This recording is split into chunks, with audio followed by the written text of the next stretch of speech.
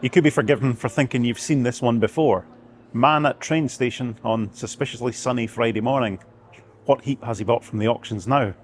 Well, today is going to be a little bit different.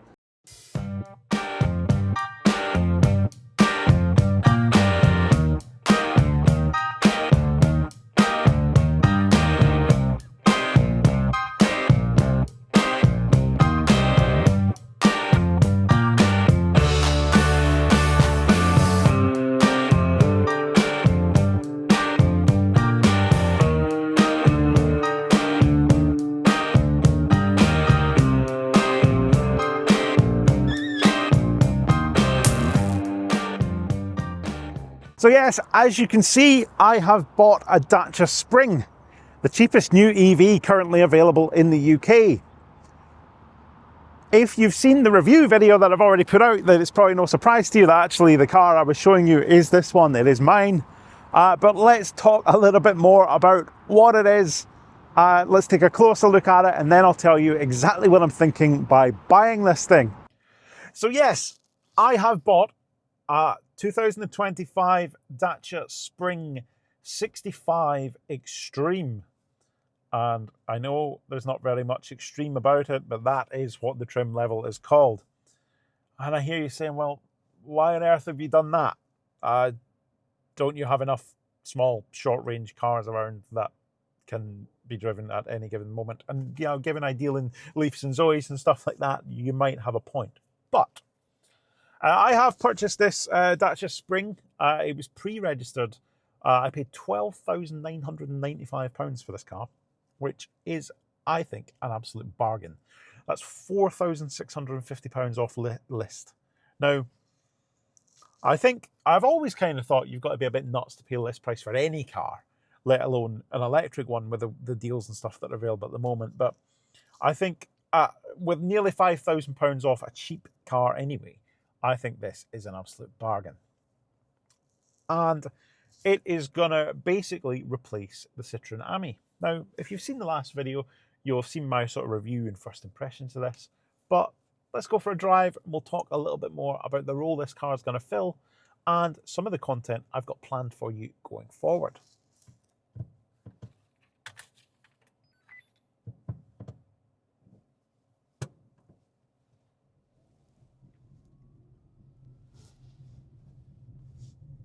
So the Dacia Spring is a small city car with a 27 kilowatt hour battery and a 140 mile WLTP range.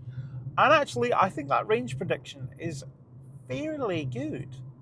So far, I've done about 110 miles, 120 miles in this so far. And I seem to be averaging around a sort of 4.8 to 5 miles per kilowatt hour. Now, that's not quite going to hit that 140 mile range, but it's not very far off it at all. And quite a lot of those miles so far have been in pretty cold conditions. When I picked this car up yesterday, it was pretty cold. It was like 3 or 4 degrees. And I then drove it from Wolverhampton back to Gloucester. And it was pretty cold all the way. And then I was on motorways, I was on dual carriageways and all that lovely stuff.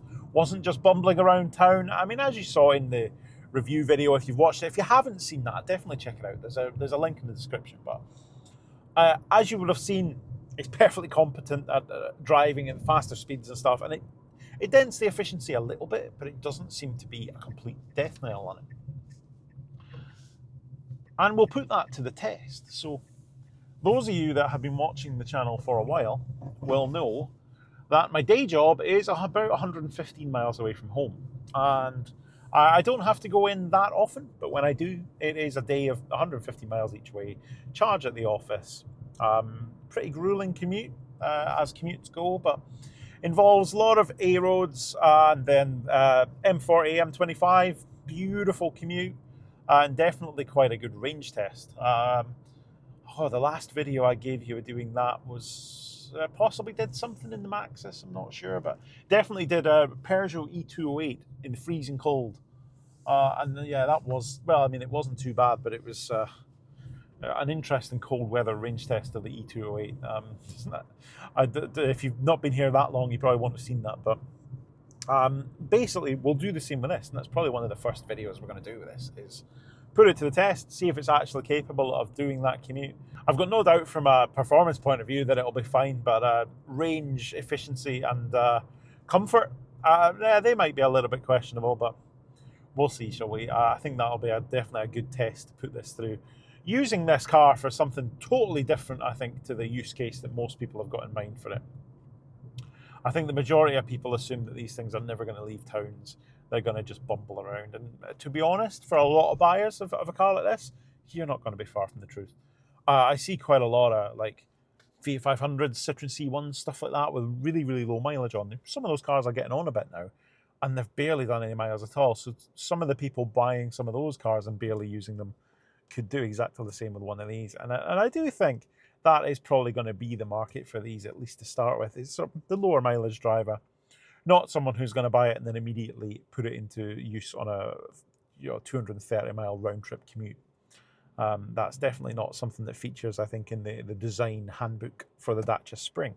However, I didn't just buy it to commute in it. That is not its primary purpose, and actually I'll use it for that a little bit. We'll see how it goes, but it's probably not going to regularly be used for that purpose. What this car is going to do is obviously replace AMI. As you know, or if you don't know, my Citroen AMI had to go back to Citroen. It was rejected for the unreliability.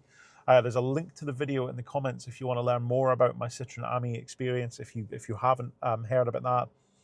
So it'll replace AMI in terms of producing content. We'll give you a lot of stuff about living with the Dacia Spring, what it's actually like. I think the experience born out of actually using one of these properly over a long period of time will tell you a lot more than just sort of quick driving impressions type videos that you get from people that have been lent one. But also, it's going to be used, I think, as a loan car or a courtesy car type thing for my car sales business. So, sell quite a lot of older cars, Leafs, Zoes, etc. Now, on the whole, my customers don't experience many problems with them. They're very well prepared, obviously pretty well reliable as well.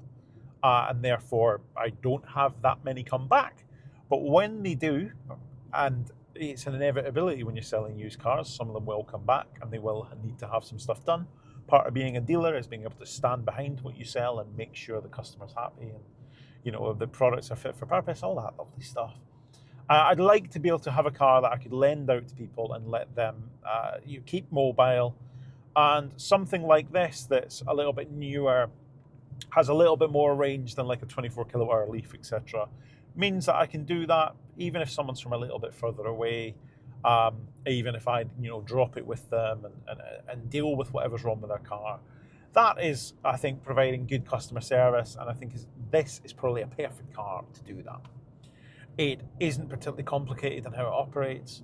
It's small, it's easy to drive, it's got enough range that it's not going to be a complete pain to live with. It's also got CCS rapid charging if you need to go a bit further in it. I think it's perfect for that purpose. And I'm also going to look to use it for sort of running around for the business in other ways. So, I can dump it at a train station and not worry about it too much. I can get someone to run me to the auctions in it. Those uses, it means it can tick quite a lot of boxes for the business and I can make good use of it. And also with it being basically brand new, with it being pre-registered, I can offset it against corporation tax and all that lovely, business benefit stuff that it can benefit from, as long as it is, being used for the business first and foremost. So that is the rough plan for the Dacia Spring, which, whilst the cheapest EV in the UK claim is a little bit questionable at the full list price, I think at $12,995 for a pre-registered one that hadn't been used at all. This came to me with 40 miles on the clock, and the vast majority of those were it being driven from one dealership to another. So the one that I chose to buy it from, it got moved to from another branch, and that's literally all that had happened to it.